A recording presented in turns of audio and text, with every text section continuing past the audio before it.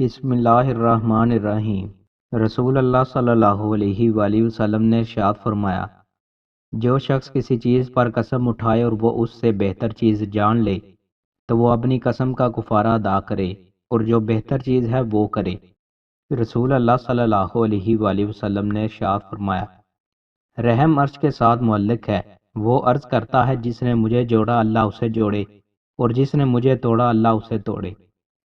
رسول اللہ صلی اللہ علیہ وآلہ وسلم نے ارشاد فرمایا، جب تک لوگ افطار کرنے میں جلدی کرتے رہیں گے دین غالب رہے گا، کیونکہ یہود و نصارہ افطار کرنے میں تاخیر کرتے ہیں۔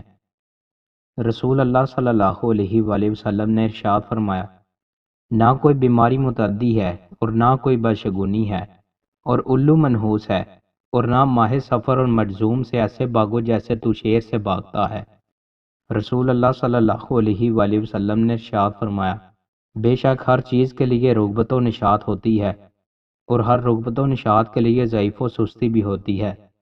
اگر اس رغبت رکھنے والے نے میانہ روی رکھی اور افراد سے احتراز کیا تو اس کی کامیابی کی امید رکھو، اور اگر اس کی طرف انگلیاں اٹھائی جائیں، اس کی مشہوری ہو جائے تو اسے شمار نہ کرو۔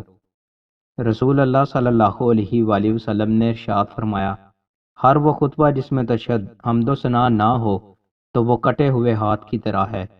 حضرت ابو ہریرہ رضی اللہ تعالیٰ عنہ بیان کرتے ہیں، ایک دیہاتی نبی صلی اللہ علیہ وآلہ وسلم کی خدمت میں حاضر ہوا تو اس نے عرض کیا، مجھے کوئی ایسا عمل بتائیں جس کے کرنے سے میں جنت میں داخل ہو جاؤں۔